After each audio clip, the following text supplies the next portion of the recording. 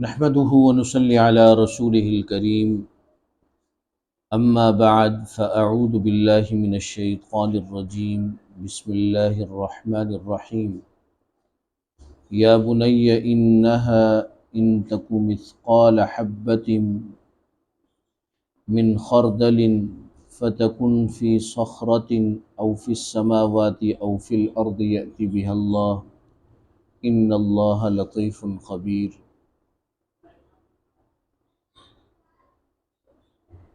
وقال تعالى في مقام آخر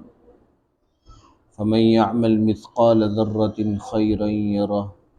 ومن يعمل مثقال ذرة شرا يره۔ صدق اللہ العظیم۔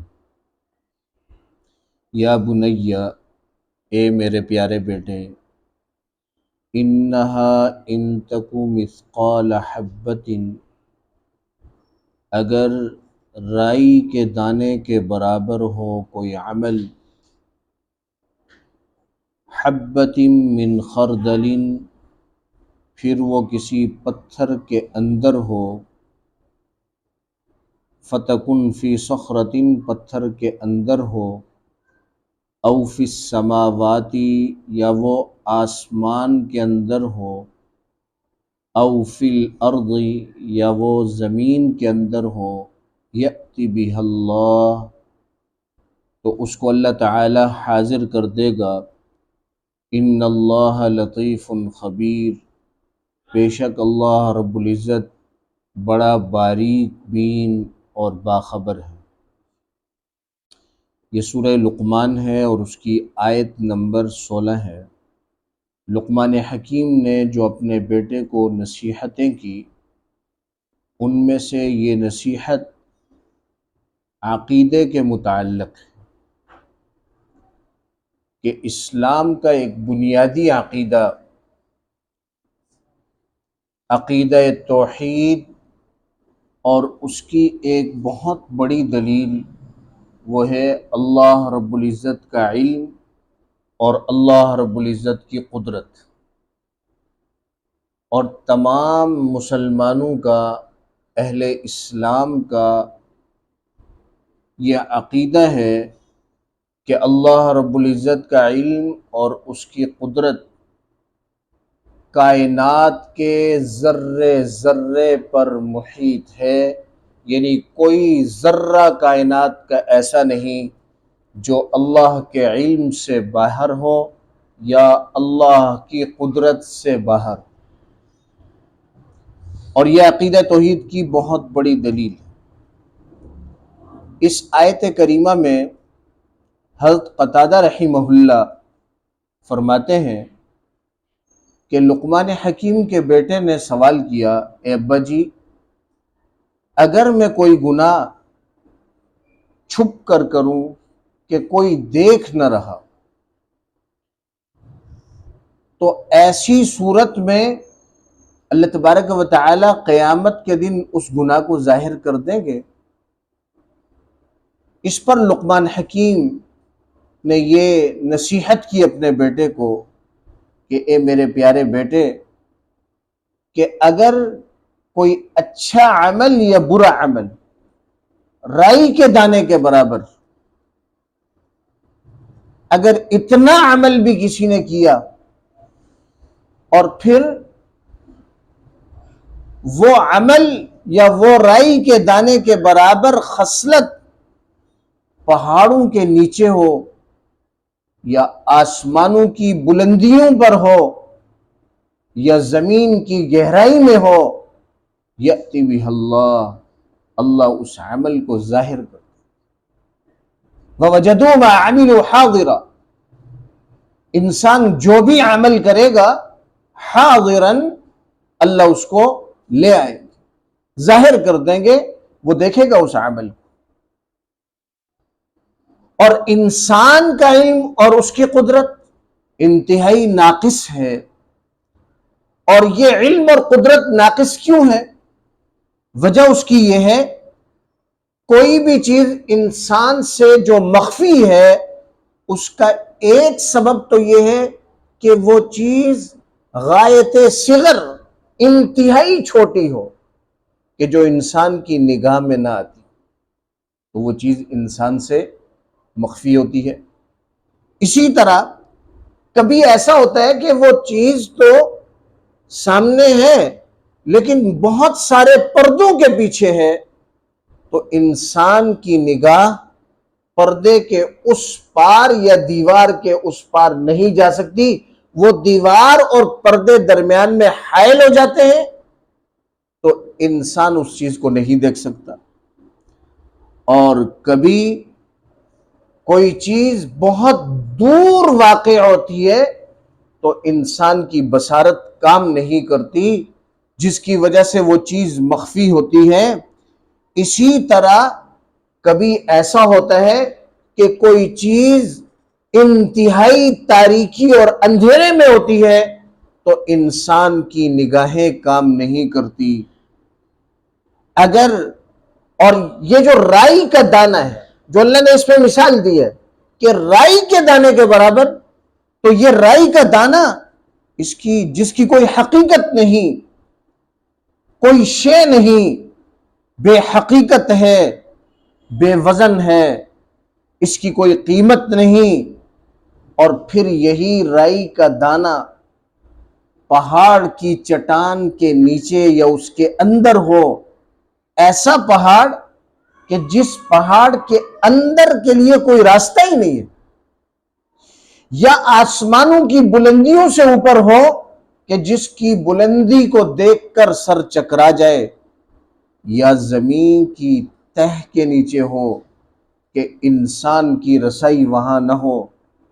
اگر یہ رائی کا دانہ اتنی بلندیوں پر یا اتنی تاریکیوں میں یا پہاڑوں کے اندر یا اس کے نیچے بھی ہو،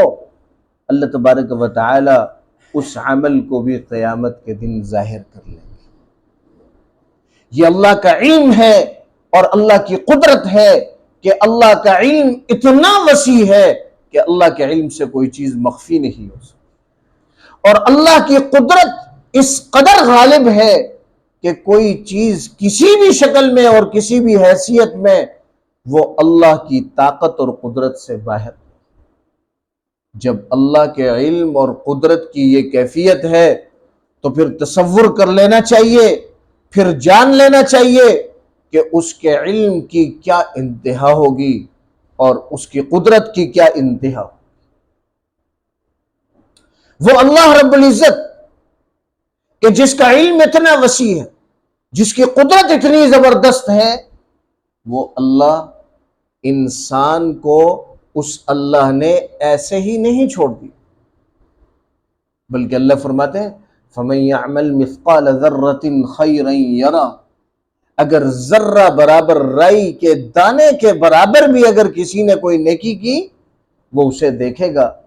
وَمَن يَعْمَلْ مِثْقَالَ ذَرَّةٍ شَرًّا يَرَهُ، اور اگر ذرہ بر اگر اس نے نیکی کی برائی کی تو وہ اسے بھی دیکھ لے۔ اگر کسی شخص نے صرف ایک نیکی کیا کی کہ ایک مسلمان اس سے ملا اور ملتے ہوئے اس نے یہ نیکی کی کہ تھوڑا سا مسکرا گیا، اور اس نے اس عمل کو بہت کم جانا، یا کسی انسان نے کسی دوسرے انسان کو تنگ کرنے کے لیے اپنی زبان نکال کر اسے تکلیف پہنچائی اور اس نے بہت تھوڑا سا جانا، یہ اچھائی جسے اس نے یاد ہی نہیں رکھا کہ وہ کسی کی ملاقات پر تھوڑا سا مسکرا گیا، اور یہ برائی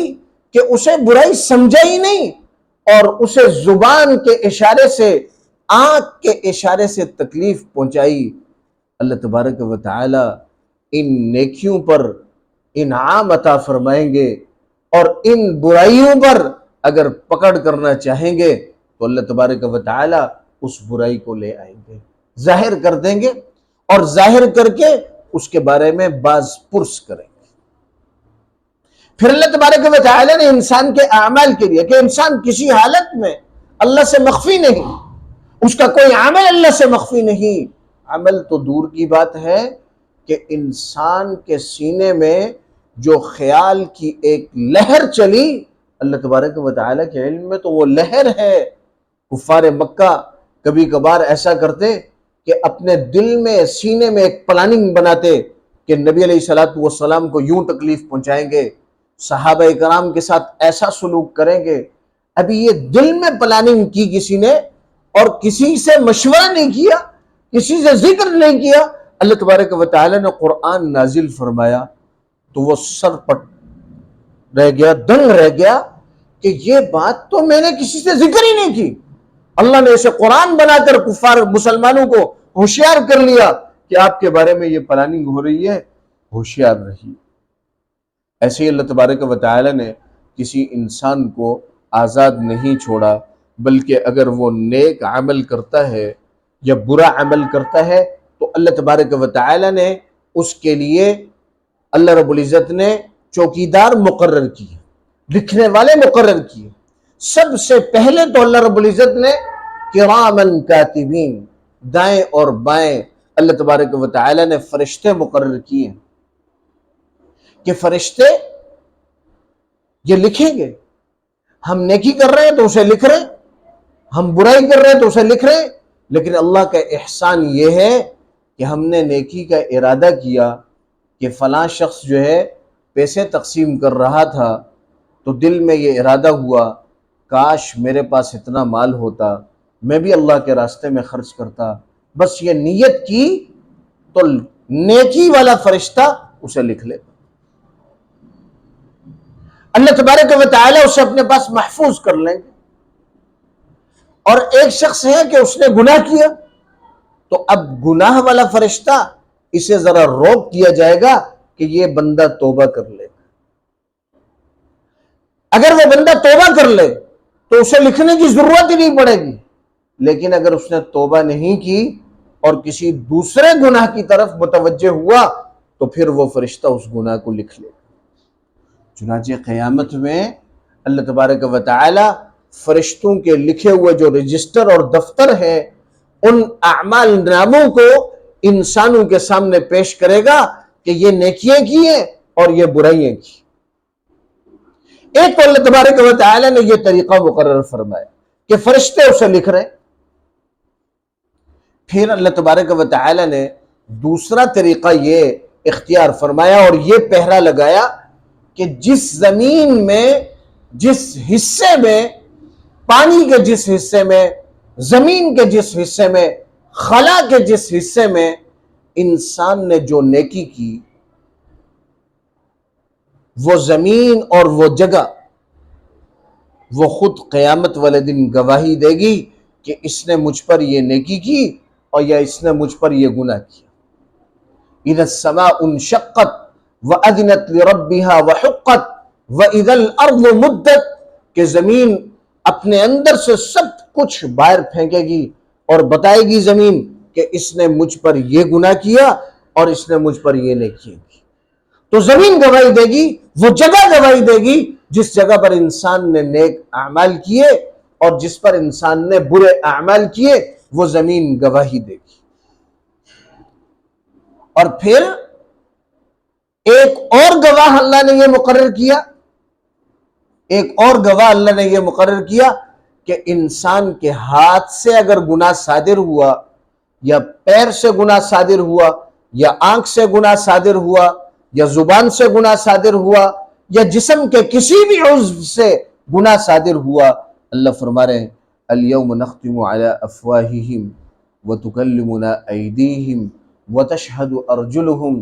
قیامت میں اللہ رب العزت زبان پر مہر لگا دیں گے اور اس قیامت میں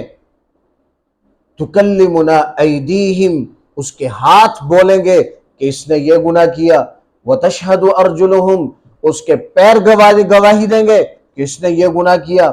اور وہ شخص یہ کہے گا کہ میں نے تو تمہاری راحت رسانی کے لیے یہ گناہ کیے تھے، آج تم ہی میرے خلاف ہو گئے۔ تو ہاتھ پیر کہیں گے کہ جس زبان کو اللہ تبارک و تعالی نے جس طرح زبان کو قوت گویائی دی تھی، آج اللہ نے ہمیں قوت گویائی دی ہے اور اللہ ہم سے کہہ رہے ہیں کہ گواہی پیش کرو، ہم تو اللہ کے سامنے وہ بیان کریں گے جو سچ اور حقیقت پر مبنی۔ تین گواہ، اور چوتھا گواہ براہ راست اللہ رب العزت گواہ ہیں۔ اللہ براہ راست دیکھ رہے ہیں، ہر انسان کو دیکھ رہے ہیں، اس کے عمل کو دیکھ رہے ہیں، اس کے کردار کو دیکھ رہے ہیں۔ اللہ اپنے علم ازلی سے، اپنے کامل علم سے، اگر یہ کوئی گواہ بھی نہ ہو تب بھی اللہ رب العزت کے علم میں ہے کہ کون سا شخص کہاں وقوع پذیر ہے، کون سے علاقے کا باسی ہے، کس علاقے میں اس نے نیکی کی، کون برائی میں مصروف ہے، کون نیکیوں میں مصروف ہے، یہ اللہ رب العزت کے علم ہے۔ میرے بھائیو، دوستو، بزرگ، ضرورت اس بات کی ہے کہ ہمیں اللہ رب العزت کے علم پر یقین آ جائے۔ ضرورت اس بات کی ہے کہ ہمیں اللہ رب العزت کی قدرت پر یقین آ جائے۔ جس شخص کو اللہ رب العزت کے علم پر یقین آ جائے گا، اللہ کی قدرت پر یقین آ جائے گا، وہ شخص اللہ اس کی براہ راست تربیت فرمائیں گے کہ وہ نیکیوں میں آگے بڑھتا چلا جائے گا اور گناہوں سے اپنے آپ کو بچانے لگ جائے گا۔ لیکن شرط یہ ہے کہ ان عقائد پر، ان نظریات پر ہمیں یقین آ جائے کہ ہمارا اللہ ہمیں براہ راست دیکھ رہا ہے اور کوئی چیز اس کی قدرت اور طاقت سے باہر نہیں۔ انسان اللہ کی قدرت اور طاقت یہ ہے کہ اگر اللہ رب العزت کوئی شخص آنکھ سے گناہ کرے تو اس کی بصارت اللہ چھین، کوئی ہاتھ سے گناہ کرے تو اس کے ہاتھ کی قوت اور طاقت اللہ اس سے چھین لے، یہ اللہ کی قدرت میں۔ کوئی جن قدموں سے چل کر گناہ کی طرف جائے اللہ اسے اپہج کر دے، یہ اللہ کی قدرت میں ہے۔ اور اللہ دیکھ رہے ہیں کہ کون کون سے اعضاء سے یہ گناہوں کے اندر مصروف، اور اس کی قدرت میں بھی ہے کہ اس طاقت کو سلب کر دیں۔ لیکن اللہ رب العزت کی کرم نوازی یہ ہے کہ اللہ جلد پکڑتے نہیں، بلکہ اللہ مہلت دیتے رہتے ہیں۔ اللہ مہلت اور ڈھیل دیتے رہتے ہیں کہ یہ میرا بندہ ہے، کبھی کسی کی بات سن لے گا، کسی عالم کی بات سن لے گا، کسی مبلغ کی بات سن لے گا، اپنے والدین کی بات سن لے گا، کسی کی اچھائی سن لے گا اور وہ سن کر اچھائی کی طرف آ جائے گا۔ اسے مہلت دیتے رہتے ہیں، اور اس مہلت دینے میں اللہ رب العزت کا طریقہ یہ ہے کہ اللہ تبارک و تعالی اس پر پریشانیاں لاتے ہیں، بیماریاں لاتے ہیں، حالات لاتے ہیں کہ میرا بندہ پریشان ہو کر دنیا سے ہٹ کر کٹ کر میری طرف آ جائے۔ جب وہ بندہ ان پریشانیوں سے اور ان حالات سے باز نہیں آتا تو پھر اللہ تبارک و تعالی اس کو صحت اور تندرستی عطا کرتے ہیں، اور تونگری عطا کرتے ہیں، مالداری عطا کرتے ہیں، انعامات میں اضافہ کرتے ہیں کہ شاید میرا بندہ میرے انعامات کو دیکھتے ہوئے میری طرف متوجہ ہو جائے۔ جب بندہ ان انعامات پر بھی اللہ کی طرف متوجہ نہیں ہوتا تو پھر اللہ رب العزت کبھی کبھی دنیا میں تھوڑی سی پکڑ شروع کر دیتے ہیں اور حالات یکسر بدلنے لگتے ہیں۔ جب اس طرح حالات بدلنے لگ جائیں کہ ساری مہلتیں مل گئی پھر حالات بدلنے لگ جائیں تو یاد رکھیے کہ یہ وہ وقت ہوتا ہے کہ ہم توبہ کی طرف آ جائیں، یہ وہ وقت ہوتا ہے کہ ہم اللہ سے گڑ گڑا کر معافی مانگ لیں۔ اگر نہیں مانگیں گے تو ہم ذلت اور رسوائی کا شکار ہو جائیں گے۔ اللہ تبارک و تعالی سے دعا ہے کہ اللہ رب العزت ہمیں اپنے علم پر، اپنی قدرت پر، اپنی ذات عالی پر کامل یقین نصیب عطا فرمائے، اور اللہ رب العزت ہمیں ان عقائد کو سمجھنے کی اور سمجھ کر ہمیں نیکی کی طرف آنے کی توفیق عطا فرمائے، برے اعمال سے بچنے کی توفیق عطا فرمائے۔ وآخر دعوانا ان الحمد للہ رب العالمین۔